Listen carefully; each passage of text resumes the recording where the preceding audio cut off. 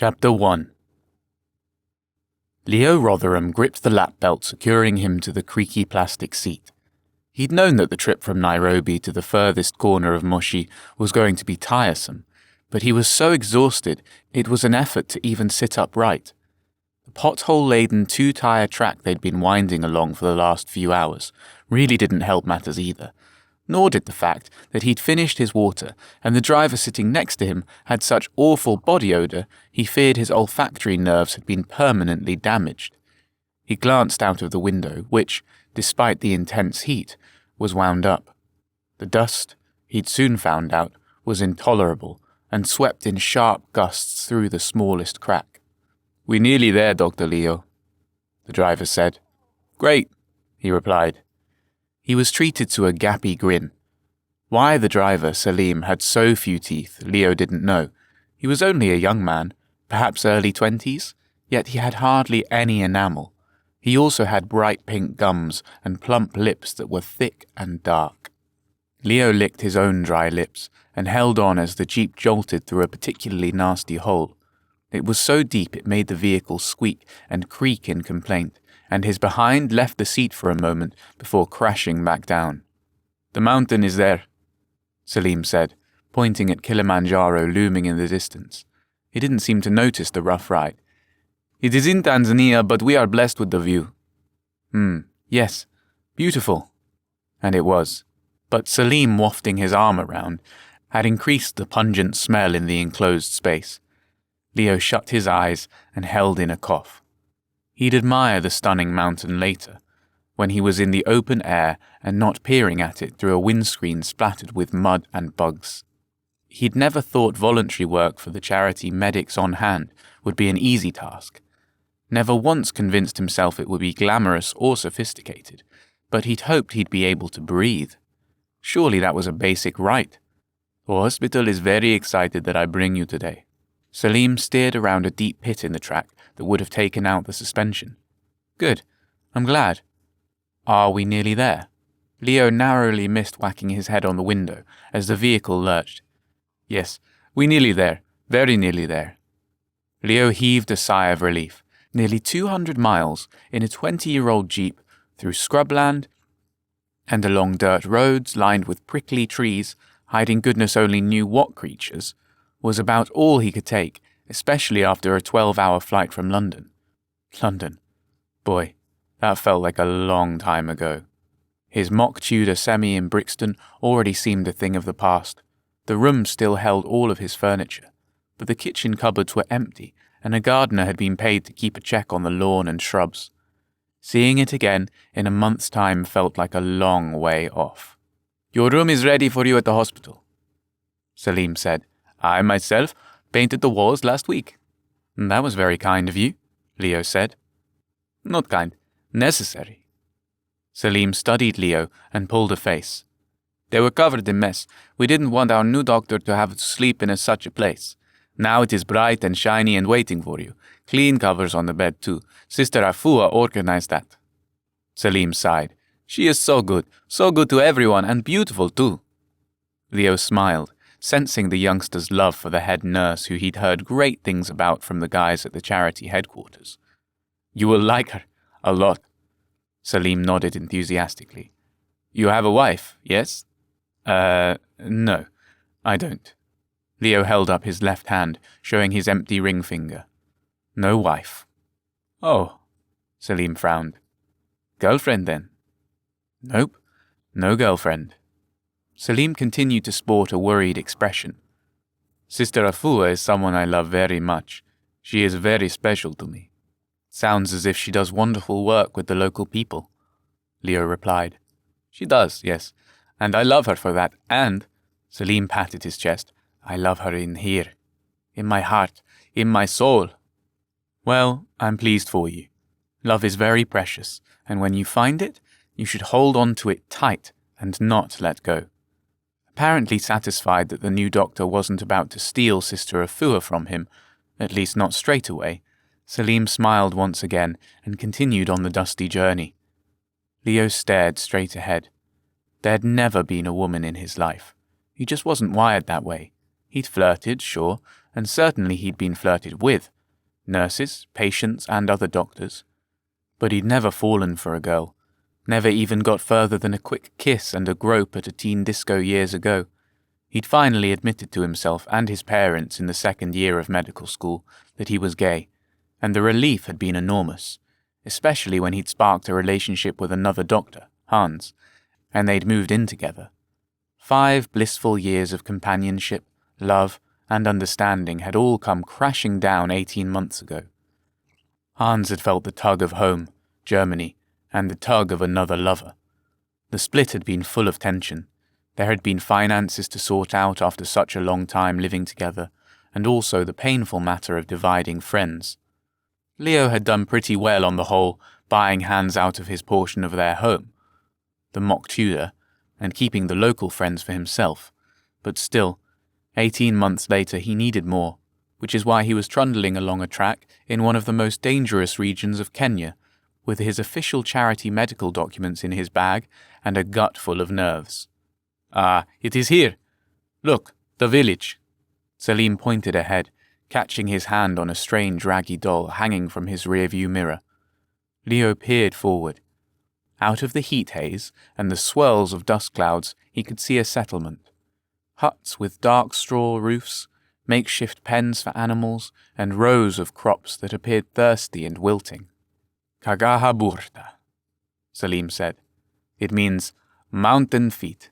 You see, we are at the feet of the great mountain, an honorable place to live." "Yes," Leo said. "It is indeed." As they drew closer, Leo couldn't help but be shocked by just how primitive Kagaha Burta was. He knew it would be basic, but had been promised running water and intermittent electricity in the hospital at least. "We are very proud of our land," Salim said. "It is part of who we are." "It is beautiful," Leo managed. A group of children burst forward, barefoot and wearing shabby clothes that looked as though they'd been handed down a dozen times, but their faces were bright and happy, and they laughed, waved and ran toward the jeep as it approached. Salim laughed. "You can tell they are pleased to see you." "Well, that's a good start." Salim slowed to a snail's pace as they reached the gathering of children. "Is the hospital far?" Leo asked, glancing around at the huts. He'd seen a picture of the hospital and knew it to be a 1-story building, long and low with a corrugated iron roof. No, it is just there." Salim pointed to the right. Sure enough, Leo spotted the building he'd travelled thousands of kilometres to work in. When he'd seen the picture, he thought it must have been taken on a bad day. The paint was cracked and one of the windows hung from its frame, but now he saw that the photograph had, in fact, been taken on a good day. The window was still hanging off its frame, but was also smashed. The paint was peeling even worse, and weeds grew from wonky guttering. There didn't appear to be any door to speak of, and a pile of rubbish sat on the baked earth by the step. "You will live there," Salim gestured forward. "In the room at the back. You will be very happy and help my people, yes?" Yes, I hope so." Leo opened the door and stepped out. Instantly he was surrounded by children, all touching him and chattering in their native tongue, with the occasional, "Please, doctor, sweet doctor," thrown in. Yes, okay," Leo laughed. He'd been warned about this and quickly rooted around in one of his many bags on the back seat of the jeep. He produced a bumper pack of hard-boiled sweets and dished them out. The kids yelped and squealed. Some shoved them straight into their mouths, others stashed them away in pockets or clutched them in their fists. "You make friends quick, Dr. Leo." Leo looked up to see who had spoken. An elegant woman with black skin was smiling at him. She wore a floral dress, mainly orange and green, and her hair was tucked beneath a tight orange turban. "Sister Afua?" Leo said, hoping he'd guessed correctly. She smiled. "Yes, please, come in when you are ready, and I will show you around." Leo stepped forward. A gaggle of his welcoming committee moved with him. He handed out the sweets quicker. The sun was beating down on him, and he was getting more and more desperate for a drink. "Here you go, that's them all." He tipped the last few sweets into the hands of a small boy with masses of black curly hair and a silvery scar on his cheek. Don't eat them all at once. Thank you, Mr. Doctor. The boy gripped the sweets, turned and ran, the soles of his feet kicking up dust and grit. There will be more another time, Leo smiled. More now, a little girl said. Another time. I have to go and say hello to Sister Afua. He managed to disentangle himself from the kids and walk towards his new colleague.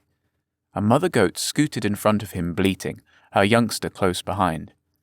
Leo paused until they'd gone on their way, then walked several paces. Hello. He held out his hand. Pleased to meet you. She smiled warmly and shook. And you. We have been in desperate need of a doctor for some time.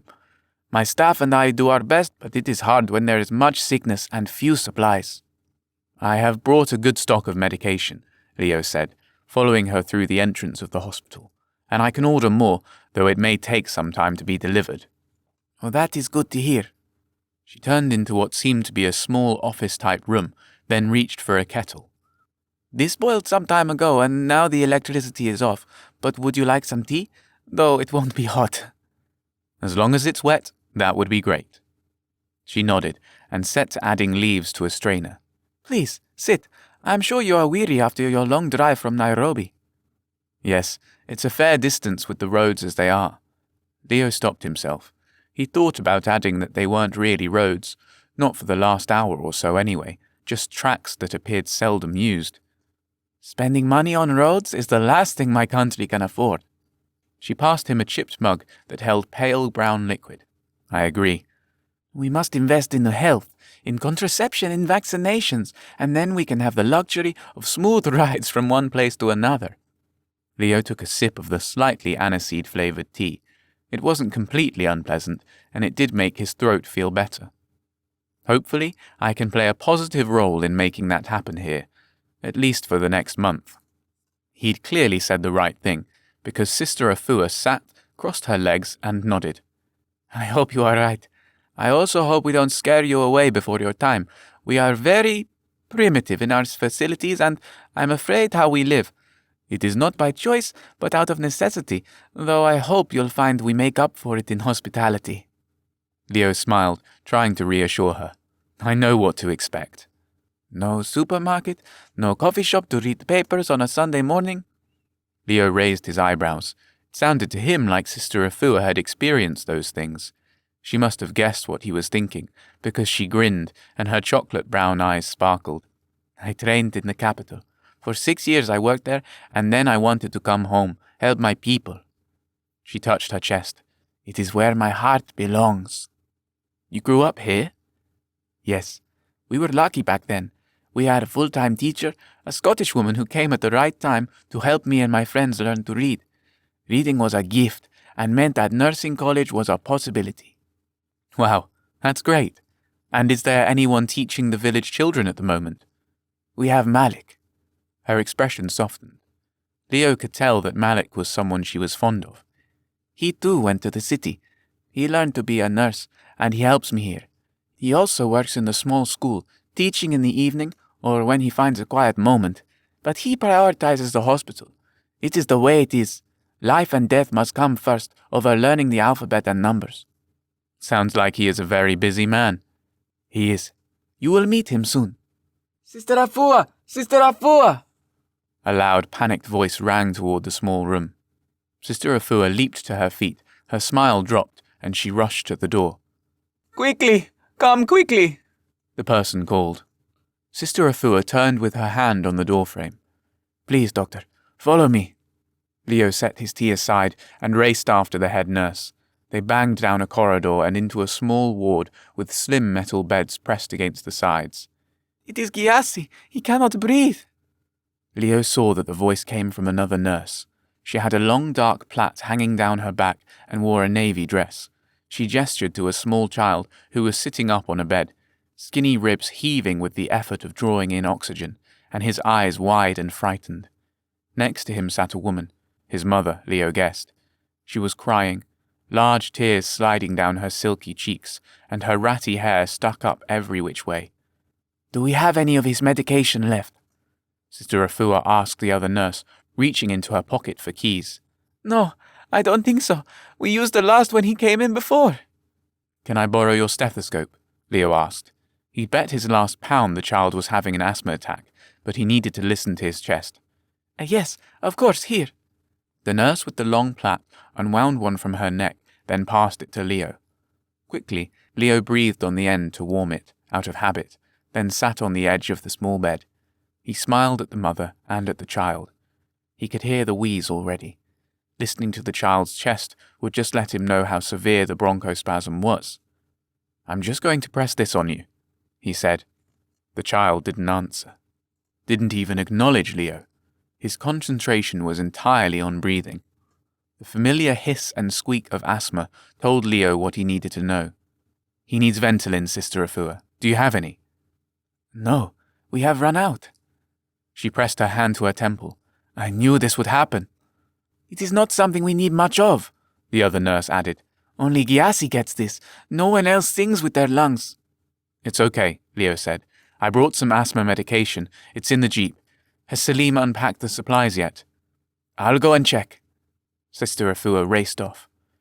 It's in one of the smaller boxes, Leo called after her.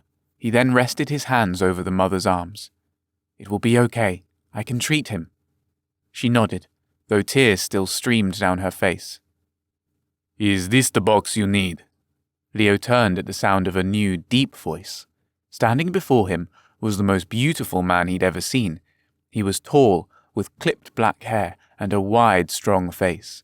His black skin was glossy, and his lips, fat and thick, appeared perfect for kissing. But it was his eyes that mesmerized Leo. They were large, the whites a startling contrast to the hazelnut shade of his irises, and framed with long lashes as black as his hair. Yes, Leo managed. That's the one.